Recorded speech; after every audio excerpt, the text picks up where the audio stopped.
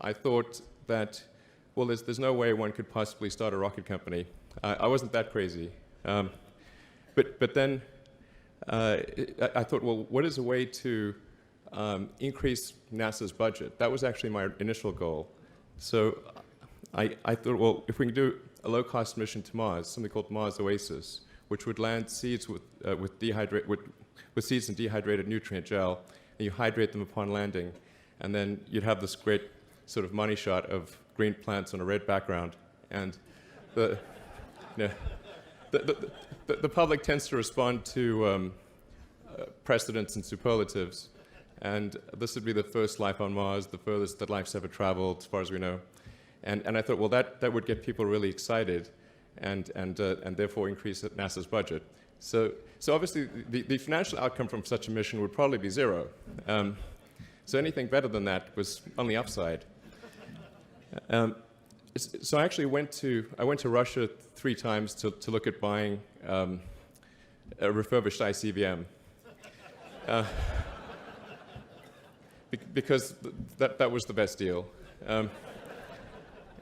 And I can tell you it was very weird going there in late 2001, 2002, going to the Russian rocket forces and saying, I'd like to buy 2 of your biggest rockets, but you can keep the nuke. That's a lot more. And that was 10 years ago, I guess, so they thought I was crazy, but I did have money, so that was okay.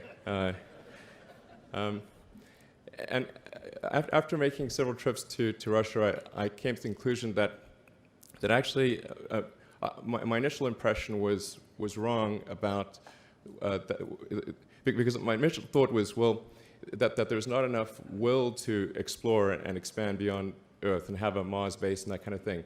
But I came to the conclusion that was wrong.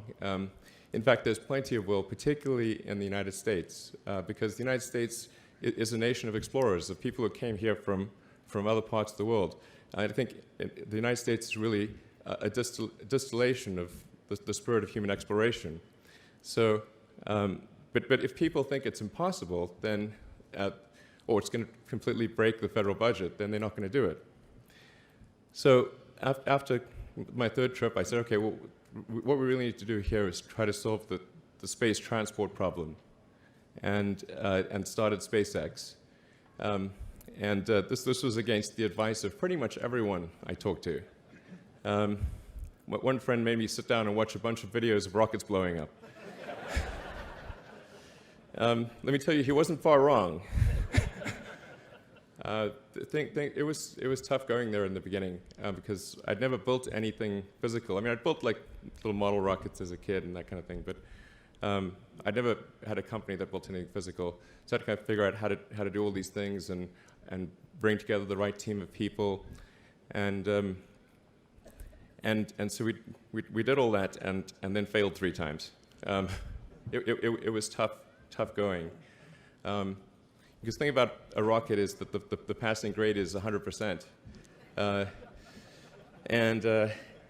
You don't get to actually test the rocket in the real environment that it's going to be in.